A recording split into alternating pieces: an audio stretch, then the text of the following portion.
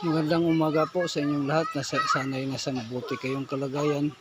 Ito pong ipapakita ko sa inyo, ito po ay tawag sa amin kilala o kilala. Itong kila po, isang uri ng halaman na makita natin sa ating mga bahay. Ito po ay pantaboy ng mga masamang espiritu, halimbawa ng mga hindi makikita. Ordinaryo lang po ito, ngunit ito ay mabisang pantaboy ng mga masamang espiritu. Ito ipalibot mo lang sa bahay nyo, sa mga gilid-gilid, yung mga masasamang espiritu, mga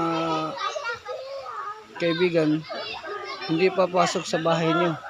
So itong halamang ito ay talagang nakapagtaboy ng mga masamang espiritu. At salamat po, naway pagpalain kayo ng buong may kapal.